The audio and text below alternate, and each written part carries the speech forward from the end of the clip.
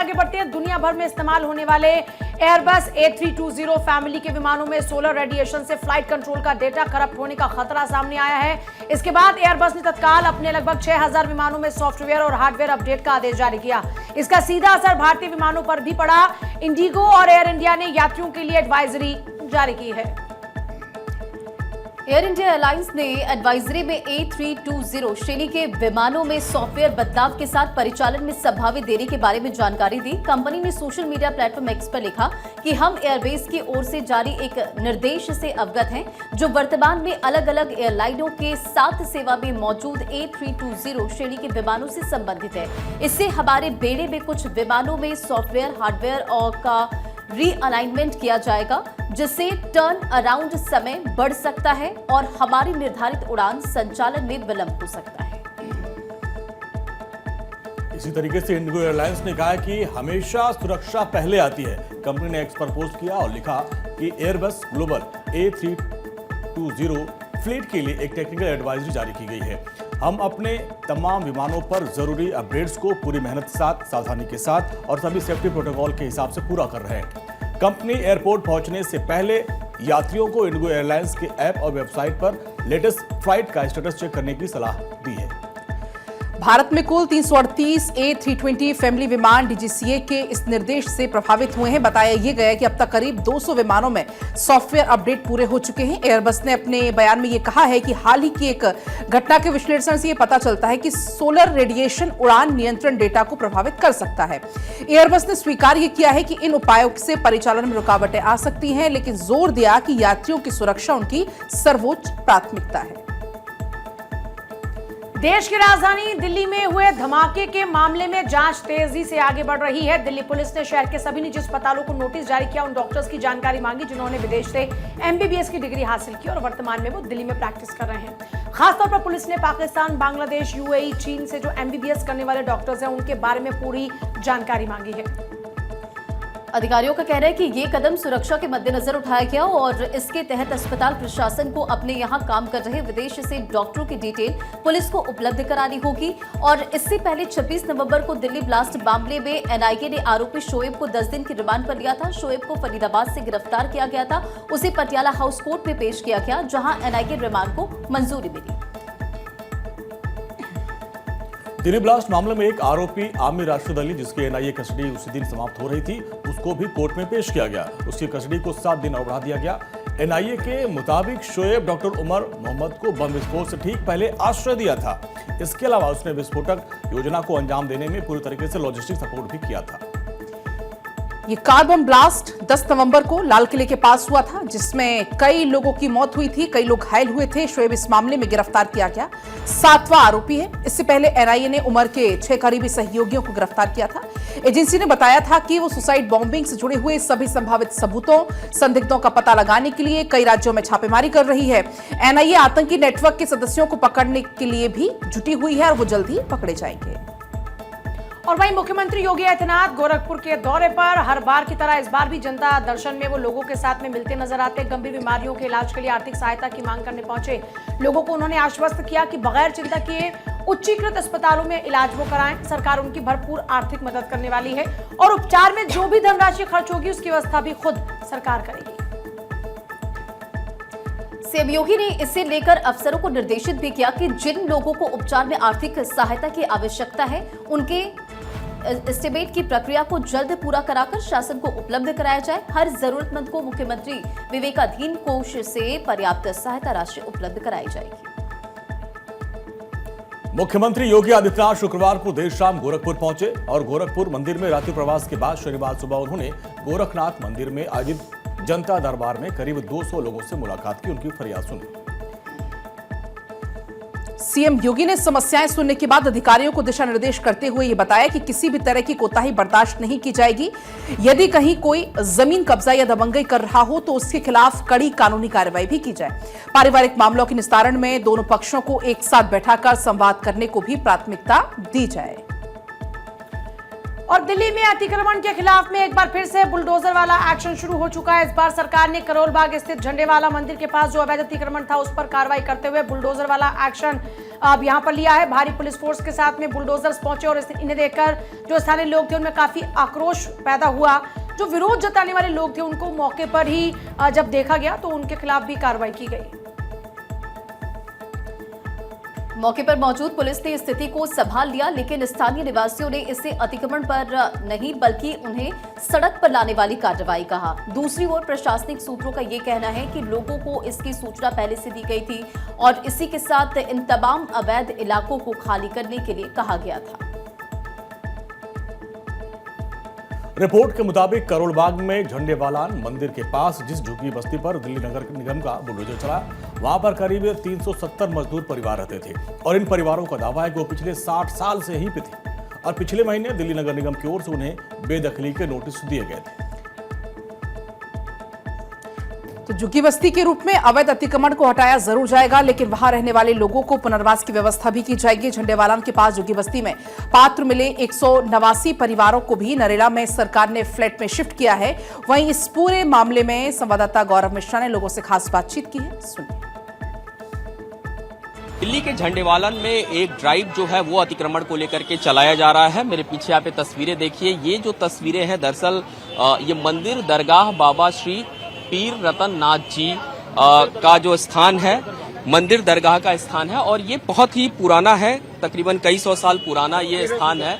और इस स्थान पे जो ड्राइव है वो यहाँ पर लगातार चलाया जा रहा है। प्रशासन की तरफ से ये कहा जा रहा है कि तकरीबन 1.5 महीने पहले ही नोटिस दिया गया था, बताया गया था कि इस स्थान को खाली कर लिया जाए, लेकिन जब स्थान खाली नहीं हुआ उसके बाद से मौके पर पुलिस प्रशासन के आप जवानों को देख सकते हैं, यहाँ उनको तैनात किया गया और उसके बाद से इस पूरे हिस्से को बैरिकेड करने के बाद से इस हिस्से पे जो ड्राइव है वो चलाया जा रहा है। हालांकि दिल्ली में इससे पहले भी हमने देखा है कि जो अवैध अतिक्रमण रहे हैं उस पर लगातार जो है वो प्रशासन का बुलडोजर है वो चला है। आप कई हिस्से की बात करते हैं, लेकिन आप सबसे पहले ये देखिए, ये स्थान भगवान का है, श्री राम जी का स्थान है, भोलेनाथ जी का स्थान है, इसमें अतिक्रमण की कोई बात नहीं है। अगर आप अतिक्रमण कहेंगे, अतिक्रमण जो होता है वो रोड वगैरह पे होता है, ये अंदर स्थान बना हुआ है और स्थान सुरक्षित है, स्थान को तोड़ा गया है, पता ही नहीं, हमें अंदर जाने नहीं दिया जा रहा है। हमारी संगत को अंदर जाने नहीं दे रहे हैं और आप ये कह रहे हो अतिक्रमण का स्थान है। ये अगर आप दिखा सकते हैं, मेरा घर था ये सामने, यहाँ लोग रहते थे, ये स्थान की जगह है। साल से आप लोग यहाँ पे रह रहे थे, क्या इससे पहले भी कभी कोई नोटिस दिया गया? रहते थे, किसी तरह का कोई नोटिस नहीं दिया। मेरे बड़े बुजुर्ग यहाँ रहते थे, मैं खुद 25 साल यहाँ रह के शिफ्ट हुआ हूँ। और जो पूरा ये अभियान है पुलिस द्वारा लगातार अतिक्रमण का ये चल रहा है, कुल मिला के कहें तो अब विवाद उस चीज को लेकर के है। इनका ये कहना है कि जो दरगाह का स्थान है वो नाथ संप्रदाय के साथ जुड़ा हुआ है, लिहाजा इसको तोड़ा मत जाए। कैमरामैन श्रवण के साथ गौरव मिश्रा, भारत 24 दिल्ली। और बड़ी खबर, दिल्ली में बुलडोजर की कार्रवाई रोक दी गई है। इसी कार्रवाई को लेकर लगातार लोगों की नाराजगी बढ़ती जा रही थी और अभी जानकारी यह है कि बुलडोजर की जो कार्रवाई चल रही थी दिल्ली में उसे फिलहाल रोक दिया गया है। हालांकि अभी गौरव की पूरी रिपोर्ट आप देख रहे थे, गौरव की रिपोर्ट में आप कार्रवाई होती हुई नजर आई और ये देखिए अतिक्रमण जो लगातार हटाया जा रहा था उसकी तस्वीरों को इस वक्त आप देख रहे हैं। गौरव ज्यादा जानकारी के साथ हमारे साथ जुड़ चुके हैं। गौरव, अभी कार्रवाई रोक दी गई है, ये पूरी दिल्ली के लिए या फिर करोल बाग के लिए फैसला है? और बिल्कुल देखिए, जिस तरीके से पूरा अतिक्रमण अभियान चलाया जा रहा था, खास करके मैं आपको दिखा दूं ये तस्वीरें, आपको यहीं से समझ में आ जाएगा। एक तरफ आपको ये मंदिर आपको बड़ा सा दिखाई देगा, जिसकी आपको जो शिखर है, गुंबद है वो दिखाई देगी। उसके ठीक बगल में जो बाउंड्री वॉल था उस हिस्से को फिलहाल तोड़ा जा रहा था और वहाँ पे आसपास में कुछ अवैध जो कब्जे थे उन पर ये पूरे अतिक्रमण अभियान को चलाया गया, जिसके बाद से सड़कों पर काफ़ी जो अभी भी आपको भीड़ है, हालांकि अब बहुत कम हो चुकी है, भीड़ नजर आएगी, लेकिन इस पूरे ड्राइव को फिलहाल जो है वो रोक दिया गया। और इस पूरे अभियान को रोके जाने के बाद से कर्नल सिंह जी यहाँ पे मौजूद हैं, लाइव हम इनसे बातचीत करते हैं। कर्नल जी लाइव बातचीत आपसे हम करते हैं। इस अभियान को फिलहाल रोक दिया गया है, आपने बातचीत कर लिया है, क्या रास्ता निकला यहाँ से? देखिए, अभी जो अभियान जो चल रहा था उसको रोक लिया गया। मैं मंदिर कमेटी के साथ बैठूंगा, अगर उनकी कोई शिकायत है फिर मैं अपनी बात को दोहरा रहा हूँ। मुझे जो प्रशासन ने मुझे जो बताया कि जो अनलीगल लोगों ने यहाँ पर जो कब्जा मंदिर के चारों तरफ जो कब्जा कर लिया था, सिर्फ उनको इंक्रोचमेंट को हटाया जा रहा है, मंदिर की ज़मीन को नहीं छेड़ा जा रहा है। और अब अभी मैं मंदिर अभी तो रुक गया, आप देख सकते हो सारा काम रुक गया, अब कोई नहीं छेड़ेगा, चाहे वो मंदिर हो चाहे इंक्रोचमेंट हो। मैं मंदिर कमेटी के साथ बैठ के, उन लोगों के साथ बैठ के इस बात को सॉल्व आउट कर दिया जाएगा। जो लोग विरोध कर रहे थे, मंदिर तोड़ दिया गया, मंदिर को नुकसान कर दिया गया, फिलहाल उनके लिए क्या संदेश देंगे इस वक्त आप? मैं हाथ जोड़ के उन भाइयों को विनती करता हूं कि आप राजनीति ना करें। मंदिर का मैं अध्यक्ष हूं, मंदिर प्रकोष्ठ का अध्यक्ष हूं, मंदिर को कोई क्षति नहीं पहुंचेगी, इस पर राजनीति करने की कोशिश ना करें। आगे किसी प्रकार की इस तरीके की कोई ड्राइव मंदिर के लिए फिलहाल चलेगी या इसको स्टॉप माने, रुका हुआ माने? मंदिर में किसी भी तरह की कोई ड्राइव नहीं चलेगी, किसी भी मंदिर को नहीं तोड़ा जाएगा दिल्ली के अंदर। बिल्कुल, तो ये अपने आप में बहुत महत्वपूर्ण और एक बड़ा बयान कर्नैल सिंह ने दिया है, जो कि सरकार में विधायक भी हैं, मंदिर प्रकोष्ठ के अध्यक्ष हैं। उन्होंने साफ कहा कि फिलहाल मंदिर को किसी तरीके से भी तोड़ा नहीं जाएगा। ये अपने आप में एक बड़ा बयान कर्नैल सिंह ने भारत 24 को दिया है। इस बीच तस्वीरें आपको दिखा दूं, जो कार्रवाई है उसको पूरी तरीके से यहाँ पे रोक दिया गया है। जानकारी के लिए गौरव, कर्नैल सिंह ने कहा है कि दिल्ली में कोई मंदिर नहीं टूटने वाला है और अभी जो कार्रवाई चल रही थी उस ड्राइव पर भी फिलहाल ब्रेक लगा दिया गया है। आगे बढ़ेंगे। रेगिस्तान की स्वर्ण नगरी से जैसलमेर को दिल्ली से सीधी सुपरफास्ट कनेक्टिविटी मिल चुकी है। केंद्रीय रेल मंत्री अश्विनी वैष्णव ने जैसलमेर रेलवे स्टेशन से नई दैनिक सुपरफास्ट एक्सप्रेस को हरी झंडी दिखा दी है। इसका नाम अब स्वर्ण नगरी एक्सप्रेस रखा गया है। ये ट्रेन दिल्ली के शकूर बस्ती से जैसलमेर के बीच चलेगी और यात्रियों को तेज सुरक्षित सफर प्रदान करने वाली है। मंत्री ने घोषणा की कि जैसलमेर से कई नई ट्रेनों का संचालन बढ़ाया जाएगा, जिससे पर्यटन, व्यापार और दैनिक यात्रा में क्रांति आएगी। ये कदम राजस्थान की रेल परियोजनाओं का हिस्सा है, जहां 55,000 करोड़ रुपए से अधिक की योजनाएं चल रही हैं। रेल मंत्री अश्विनी वैष्णव ने उद्घाटन समारोह में ये स्टेटमेंट दिया कि जैसलमेर जैसे पर्यटन स्थल को दिल्ली से जोड़ना हमारी प्राथमिकता है। इस ट्रेन का आज से दैनिक संचालन शुरू हो गया है। वैष्णव ने जोर देकर कहा कि राजस्थान में रेल विकास से लाखों यात्रियों को लाभ मिलेगा और खासकर सीमावर्ती क्षेत्रों में ये घोषणा यात्रियों की वर्षों पुरानी मांग को पूरा करती है, जो सीमित ट्रेनों से बहुत परेशान थे। राजस्थान रेलवे पर 55,000 करोड़ रुपए की परियोजनाएं बहुत तेजी से काम कर रही हैं। हाल ही में दिल्ली जोधपुर वंदे भारत, दिल्ली बीकानेर वंदे भारत, अजमेर दरभंगा अमृत भारत और चंडीगढ़ उदयपुर एक्सप्रेस जैसी कई नई गाड़ियां शुरू हुई हैं, जो सालों की मांग को पूरी करती हैं। अश्विनी वैष्णव ने यह बताया कि जैसलमेर से अतिरिक्त ट्रेनों का विस्तार होगा, जिसमें ओवरनाइट एक्सप्रेस और वंदे भारत ट्रेन इसमें शामिल हैं। ये कदम अमृत भारत अभियान का एक हिस्सा है, जो ग्रामीण और पर्यटन क्षेत्र को और मजबूत करेगा।